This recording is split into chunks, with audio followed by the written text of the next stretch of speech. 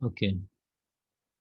So we are talking about some birth defects and neurological defects, which I would like that what you do is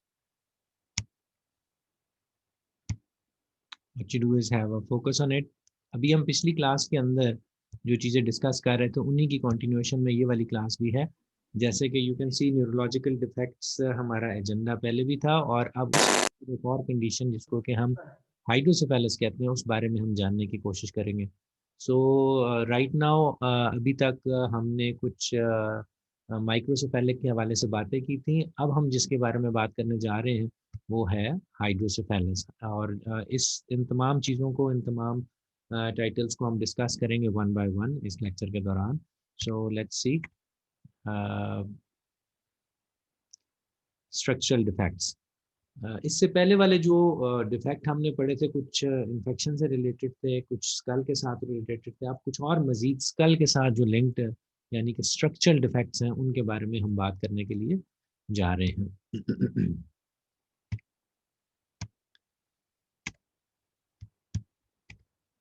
hydrocephalus. सो आपको ये picture जो है वो बड़े वाज़ेह अंदाज में बता रही होगी कि what do we mean by hydrocephalus. और एज यू कैन सी कि the circumference of the head is too bigger. आपको नज़र आ रहा है कि हेड का साइज़ जो है वो बहुत बड़ा हो चुका है और उसके नतीजे में उसकी आइज़ जो है वो बल्जिंग आउटवर्ड्स हैं। उसके कितना ज़्यादा स्ट्रेच है उसके माथे के ऊपर आप ये भी देख सकते हैं। So hydrocephalus is the build up of fluid in cavities deep within the brain. आपको पता है ना ब्रेन के अंदर एक फ्लूइड था जिसको कि आप सेरेब्रोस्पाइनल फ्लूइड कहते थे। तो अनफॉर्चुनेटली ये जो बच्चे हैं हमारे इस तरह की के जो बच्चे हैं उनके अंदर उनके वेंट्रिकल्स के अंदर वेंट्रिकल्स आर प्लेसेस जहाँ पर कि सीएसएफ रन करता है तो वो सीएसएफ की मिकदार जो है वो बढ़ जाती है। जब सीएसएफ की मिकदार बढ़ जाती है, वैसे तो एक बड़ा नेचुरल सिस्टम था अगर आपको याद हो जब हमने सीएसएफ के बारे में पढ़ा था कि ये कॉन्टिन्यूसली प्रोड्यूस भी हो रहा है और जो एक्स्ट्रा जो है वो वेस्ट भी किया जाता है और उन डक्ट्स के ज़रिए जो कि उसको ड्रेन आउट कर देती हैं। लेकिन एट टाइम्स उन डक्ट्स के अंदर कोई मेल फंक्शनिंग हो सकती है और वो डक्ट्स चोक हो सकती है। नतीजा ये निकलता है कि सीएसएफ जो एक्स्ट्रा डिस्चार्ज नहीं होता बल्कि बनता चला जाता है और उस लिक्विड की जो वॉल्यूम है वो ग्रेजुअली इंक्रीज होता चला जाता है और उस ग्रोथ उस इंक्रीज इन वॉल्यूम जो है वो हमें नज़र आता है इस सूरत में कि बच्चे का हेड का साइज जो है वो कंपैरेटिवली ग्रो करना शुरू कर देता है। तो the access fluid increases the size of the ventricles and put pressure on the brain. तो अब ये फ्लूइड था किस लिए? ये तो ब्रेन को बायंसी इफेक्ट देने के लिए था, उसकी सेफ्टी के लिए था। लेकिन जब लिक्विड ही इतना ज़्यादा हो जाता है, जब सीएसएफ ही इतना ज़्यादा हो जाता है, तो वो ब्रेन को एक साइड पे पुश कर देता है और ब्रेन के ऊपर प्रेशर एक्सर्ट करता है। जब ब्रेन के ऊपर ये प्रेशर एक्सर्ट किया जाता है, तो उसके नतीजे में क्या होता है? उसके नतीजे में ये होता है कि न सिर्फ ये कि ब्रेन का जो हेड का साइज़ है वो बड़ा हो रहा है, बल्कि उसके साथ-साथ जो है वो ब्रेन के ऊपर एक अनड्यू प्रेशर जो है वो आना शुरू हो जाता है। और ये प्रेशर उसके बहुत सारे एरियाज को अफेक्ट करता है जिसके बारे में अभी हम जानने की कोशिश करते हैं। CSF normally flows through the ventricles in parts of brain and spinal column. तो नॉर्मली तो ये सीएसएफ है ये फ्लो करता रहता है एक साइकिल के अंदर और नया बनता रहता है और पुराना जो है वो उसमें से एक्सक्रीट आउट होता रहता है वेंट्रिकल्स में से। लेकिन बाज़ औक़ात वेंट्रिकल्स जो हैं वो चोक हो जाते हैं और नतीजा ये निकलता है कि उसकी चोकिंग में कि जो सीएसएफ की मिकदार है वो बढ़ना शुरू हो जाती है और इस किस्म की एक टिपिकल जो पिक्चर है वो आपको नज़र आएगी when you look at this picture. Hydrocephalus को वाटर ऑन द ब्रेन भी कहा जाता है और इसके अंदर मसला क्या होता है कि प्रोडक्शन में और एब्जॉर्प्शन ऑफ सीएसएफ के अंदर प्रॉब्लम हो जाती है। There is no comparison. होना तो यही चाहिए था ना कि एक तरफ वो बन रहा था और दूसरी तरफ वो एब्जॉर्ब होता रहे। लेकिन सीएसएफ जो है प्रोडक्शन उसकी ज़्यादा होगी और एब्जॉर्प्शन कम है और उसकी जो उसकी यूटिलाइजेशन है वो कम है और उसकी प्रोडक्शन ज़्यादा है। नतीजा क्या निकलेगा? सीएसएफ बढ़ना शुरू हो जाएगा। Often from congenital CNS malformations और अमूमन ये है ये कंजेनिटल रीज़न्स की वजह से भी हुआ करता है। इसके नतीजे में हेड की एनलार्जमेंट हो जाती है और इसके नतीजे में इर्रिवर्सिबल न्यूरोलॉजिकल डैमेज हो सकता है। इर्रिवर्सिबल। एट टाइम्स अगर ब्रेन का अगर हेड का साइज़ बहुत ज़्यादा बड़ा हो जाए या सीएसएफ की मिकदार बहुत ज़्यादा हो जाए ब्रेन में, तो ये ब्रेन को इतना ज़्यादा पुश करता है कि पुश करने के नतीजे में उसके ऊपर इतना प्रेशर एक्सर्ट होता है कि ब्रेन के सेल्स जो हैं वो डैमेज होना शुरू हो जाते हैं, और आपको पता है ना कि ब्रेन के cells once damage are not reproduced again. तो इरिवर्सिबल किस्म का डैमेज जो है वो उस बच्चे के अंदर जो है वो हो सकता है। और so this hydrocephalus is a condition in which the hydro means water in the cephalic cavity, brain के अंदर जो है वो हेड के अंदर जो है वो सीएसएफ का जो क्वांटिटी है वो इंक्रीज कर चुकी है। अब ये आपको एक डायग्राम जो है वो बता रही है कि किस तरीके से आपके ब्रेन के अंदर सीएसएफ जो है वो फंक्शन कर रहे हैं। अब गौर से देखें तो ये इस यहाँ पर आपको लेटरल वेंट्रिकल नज़र आ रहा है, ये आपको थर्ड वेंट्रिकल नज़र आ रहा है, ये आपको फोर्थ वेंट्रिकल नज़र आ रहा है। तो इन वेंट्रिकल्स के दरमियान जो है वो लिक्विड जो है वो फ्लो करता है, ये सीएसएफ जो है इसके अंदर फ्लो करता है। और यहाँ पर ये एक्वस एक्वीडक्ट ऑफ सिल्वियस, इस डक्ट के ज़रिए ये दूसरे ड्रेन होता है यहाँ से सीएसएफ। लेकिन ज़रा गौर करें कि यहाँ पर क्या हुआ कि यहाँ पर ये जो एक्वीडक्ट है somehow it is not functioning right now, और नतीजे के तौर पर ये वाला साइज़ जैसे ही बड़ा हुआ तो ब्रेन के ऊपर भी प्रेशर आ गया, और उसके अलावा ये जो आपका क्रेनियम था इसका साइज़ भी जो है वो बड़ा होना शुरू हो गया। और इसके बाद एक और जो इंटरेस्टिंग चीज़ आपको नज़र आएगी छोटे बच्चों के अंदर, कि उनकी ये देखो स्कल के अंदर कुछ गैप्स पाए जाते हैं क्योंकि अभी पूरी सूजनिंग नहीं हुई। तो ये वाली चीज़ जो है यहाँ से उसके सर जो है वो आपको उभरा हुआ महसूस होगा। इसको कहते हैं फ्रंटनल, और ये बल्ज आउट करता है बाहर की तरफ, यहाँ से उसका सर जो है एक इसके ऊपर उभार आ जाता है, जिससे पता चल जाता है कि अंदर जो है वो सीएसएफ की मिकदार बढ़ी हुई है। अब ये दोनों सर के साइज़ अगर आप गौर करें तो यू विल सी कि this is an increase size, और उसकी वजह क्या है कि सीएसएफ की मिकदार जो है वो बढ़ गई है।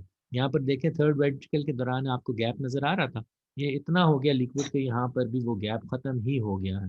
तो अब ज़रा आप इस तमाम चीज़ को डायग्राम को गौर से देखें तो you will be able to appreciate कि सीएसएफ की ज़्यादती की वजह से हाइड्रोसेफेलिस की कंडीशन जो है वो अराइज़ होती है। अगेन इसके नतीजे में भी ब्रेन डैमेज हो सकता है। जहाँ माइक्रोसेफेलिक में ब्रेन की डेवलपमेंट अरेस्टेड थी और स्कल का साइज़ बड़ा नहीं हुआ था, यहाँ पर सिचुएशन बिल्कुल डिफरेंट है, और यहाँ पर ये है कि सर का साइज़ बड़ा होना शुरू हो गया, और वो सर का साइज़ ऐसे इनएप्रोप्रिएट तरीके से बड़ा होता है कि जो सेंसिटिव सेल्स हैं ब्रेन के उनको भी ये डिस्टर्ब करता है, और उनके ऊपर प्रेशर एक्सर्ट करता है और उनको प्रॉपर्ली काम नहीं करने देता।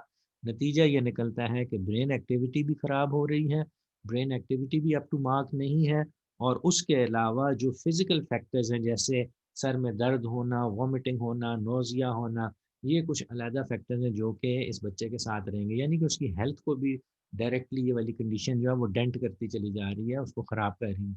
सो व्हाट शुड वी डू?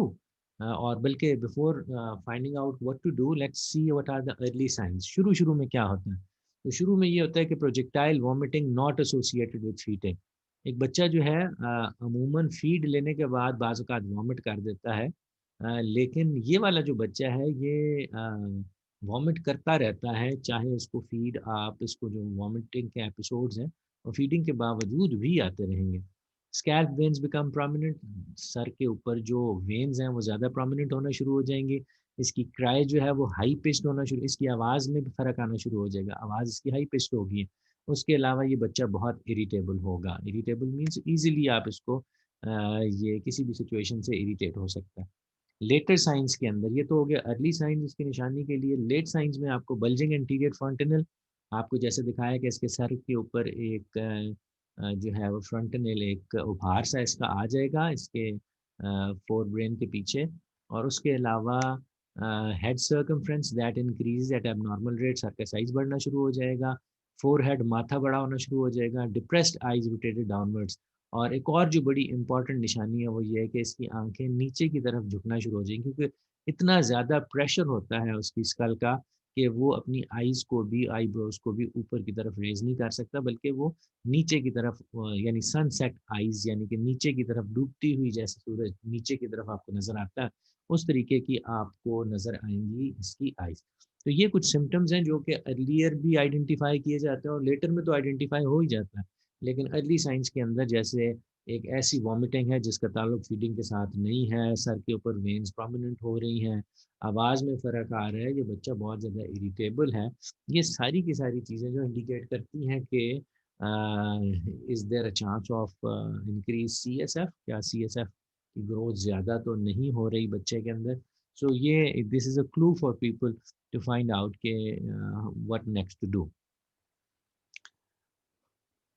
बच्चों के अंदर कुछ और सिम्पटम्स इन द चाइल्ड है जी, no enlargement of the head, skull is closed. बाज़ औक़ात इसका एक और फ़र्क होता है, वो तो न्यू बॉर्न पिछले केस के अंदर तो मैंने आपको ये देखे ये न्यू बॉर्न था, इसके अभी स्कल के अंदर जो है वो आपको गैप नज़र आता है, ये तो हो गया न्यू बॉर्न का केस। लेकिन बाज़ औक़ात ये कंडीशन ऐसी भी होती है कि अब बच्चे का स्कल के सूचर्स जो हैं वो कंप्लीट हो चुके हैं। अब क्या होता है कि अब उसका सर तो नहीं बढ़ेगा, सर के अंदर फैलने की गुंजाइश ही नहीं बची, क्योंकि सारी बोन्स एक दूसरे के साथ जुड़ गई हैं। वो जो पूरा एक स्ट्रक्चर था उसने एक हेलमेट की शक्ल इख्तियार कर ली है, उसके अंदर मज़ीद ग्रो करने की तो गुंजाइश नहीं है। लेकिन अब भी अगर सीएसएफ बढ़ता रहा तो क्या होगा, उस बच्चे को मॉर्निंग के अंदर हेडेक्स होंगे, उसको नौज़िया होगा और वॉमिटिंग होगी। अब ये वो फैक्टर्स हैं जिसकी वजह से उसके सर के अंदर इतना ज़्यादा प्रेशर होता है कि उसको उबकाइयाँ और वॉमिटिंग की फीलिंग जो है वो आपको सुनाई देगी। और इस इसी तरीके से इंट्राक्रैनियल प्रेशर, आईसीपी कहते हैं इंट्राक्रैनियल प्रेशर। उसके ऐसे साइन्स आपको नज़र आएँगे जिस जो कि आईसीपी से रिलेटेड है। इंट्राक्रैनियल प्रेशर, आपका क्रेनियम जो है उसके अंदर एक प्रेशर पाया जाता है, जिस और वो प्रेशर होता है बेसिकली सीएसएफ की वजह से। तो जब सीएसएफ की मिकदार बढ़ जाती है तो आईसीपी बढ़ जाता है। सीएसएफ की मिकदार कम हो जाती है या प्रॉपर नॉर्मल रहती है तो उस वक़्त सी आईसीपी जो है वो कम और या नॉर्मल रहा करता है। लेकिन इन द केस कि अगर बच्चे का आईसीपी बढ़ना शुरू हो जाए तो अगेन जैसे अभी हमने देखा था कि उसकी आईज़ जो है वो बाहर की तरफ बल्जिंग आउट कर जाएँगी, उसके माथे के ऊपर जो है वो स्ट्रेच आने शुरू हो जाएँगे, बिल्कुल इसी तरीके से उसकी आई बॉल की मूवमेंट जो है वो अफेक्ट होना शुरू हो जाएँगी। तो ये इंट्राक्रैनियल प्रेशर से रिलेटेड कुछ इन्फॉर्मेशन है, जो कि आपको ये भी नज़र आना शुरू हो जाएँगी बच्चों के अंदर। और अर्लियर तो आपने उसके नौज़िया और वॉमिटिंग की कंडीशन देखी, लेकिन बाद में फिज़िकल चेंजेस भी जो है वो आपको नज़र आना शुरू हो जाती हैं। तो अब क्या करें कि एक हाइड्रोसेफेलस जो है वो हाइड्रोसेफेलस की वजह से एक बच्चे का सर का साइज़ और उसका जो फ़िज़िकल हेल्थ है वो मुतासिर हो रही है और उसको बार-बार वॉमिटिंग और नौज़िया की फीलिंग्स आ रही हैं। तो अब करना क्या है कि अब हमने ये करना है कि ये पहले तो इस चीज़ को समझें कि ऐसा हुआ क्यों था? हुआ इसीलिए था कि वो जो डक्ट थी जिससे कि वो सीएसएफ ड्रेन हुआ करता था, वो समहाउ वो ब्लॉक थी। तो अब हम एक नई डक्ट खुद से इसके अंदर इसके उस रीजन इस वेंट्रिकल के अंदर जो है वो इंसर्ट कर देते हैं और उसके नतीजे में जो भी फालतू सीएसएफ होता है वो वहाँ से निकलता हुआ आपकी इंटेस्टाइन्स तक हमने पहुँचा दिया। तो ये यहाँ पर भी पहुँचाया जा सकता है, नेक में भी एक रीजन है वहाँ तक पहुँचाया जा सकता है। बेसिकली ये सुपरफिशियल लेयर जो है उसके नीचे जो है यहाँ तक लिक्विड को छोड़ दिया जाता है जहाँ पर वो बॉडी में दोबारा से अब्ज़ॉर्ब हो जाता है। बॉडी में अब्ज़ॉर्ब होना कोई और चीज़ थी लेकिन ब्रेन में चूँकि गुंजाइश नहीं थी इसलिए it was causing much pain and distress for the child, लिहाज़ा ये नया पाथवे अब उसकी हेल्प करेगा क्योंकि वो जो डक्ट और जो नेचुरल डक्ट थी वो तो बंद होगी। अब हमने एक आर्टिफ़िशियल डक्ट जो है उसके अंदर डाल दी है। इसकी वजह से उसका सीएसएफ ड्रेन हो जाता है। A catheter or shunt is placed in the ventricle and passes the CSF to the peritoneal cavity। तो अब हुआ क्या कि हुआ ये कि हमने ये एक डक्ट जो है उसके अंदर इंसर्ट कर दिया, इसको कैथेटर भी बोला जाता है, शंट भी बोला जाता है। लिहाजा ये शंट जो है क्या करती है कि उस तमाम सीएसएफ को फालतू सीएसएफ को ड्रेन आउट करके और उसको पेरिटोनियल कैविटी के अंदर ले आती है। पेरिटोनियल कैविटी एक ऐसी कैविटी है जो आपकी आउटर लेयर ऑफ स्किन और नीचे मसल्स के दरमियान में वाक़या है। लिहाज़ा ये मुख्तलिफ़ जगह पे आप इसको कर सकते हैं। जैसे दिस इज़ वन वे कि आप ये एक जो इसकी इंटेस्टाइन्स हैं, इंटेस्टाइन्स के अंदर भी ऐसी कैविटीज़ मौजूद हैं, बॉडी के और पार्ट्स में भी मौजूद हैं, लेकिन दिस इज़ सेफेस्ट कि इंटेस्टाइन में ही अब्ज़ॉर्ब और फिर एक्सक्रीट हो जाए।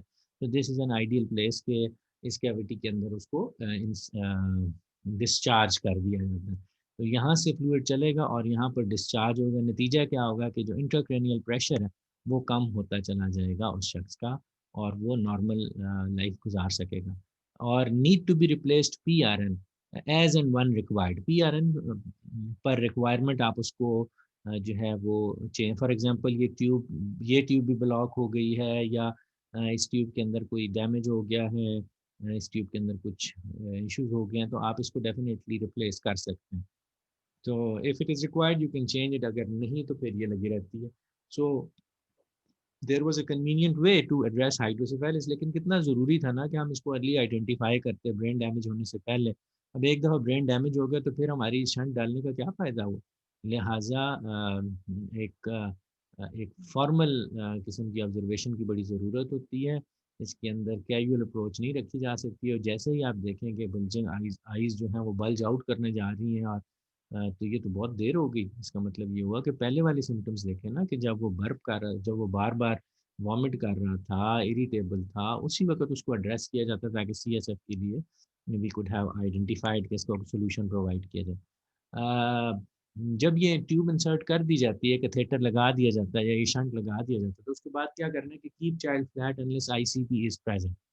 बच्चे को फ्लैट रखें, और अगर आईसीपी इंट्राक्रैनियल प्रेशर ज़्यादा है तो फिर उसको सीधी पोजीशन में रखा जाता है ताकि वो एक ग्रेविटेशनल पुल के तहत भी फ्लूइड जो है वो नीचे की तरफ ट्रैवल करे। ब्लड बेड को स्लाइटली एवेलुएट रखा जाता है, और बच्चे को सर क्योंकि घुमाने में शुरू में उसको पेन होगी, दर्द का एहसास होता है, लिहाजा उसको आप सपोर्ट भी करेंगे। पेन मैनेजमेंट के लिए दवाइयाँ दी जाती हैं, और वाइटल साइंस को चेक किया जाता है। वाइटल साइंस आपकी ब्रीदिंग है, रिस्पायरेशन हो गई, आपकी हार्ट बीट होगी, आपका पल्स रेट हो गया, ये सारे वाइटल साइंस भी आपको देखने होंगे in the early few days, जहाँ तक कि वो बच्चा जो है उसको एडजस्ट नहीं हो जाता इन तमाम कंडीशंस के साथ।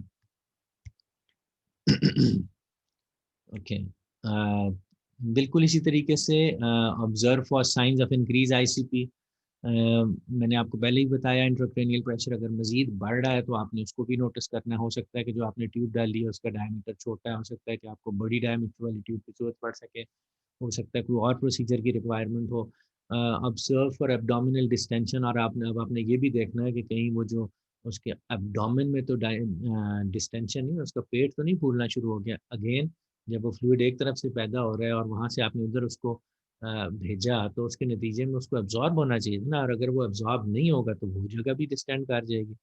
एंटीबायोटिक्स और स्किन केयर और सपोर्ट फैमिली। सफाई का बड़ा ख़्याल करना है, मेटिकुलस किस्म की जो आपको सफाई करनी है, और यानी कि of course you need to understand कि ये एक आर्टिफ़िशियल चीज़ आपने उसके अंदर इंसर्ट की है, which can has its own setbacks, तो इन तमाम चीज़ों को आप ज़हन में रखें।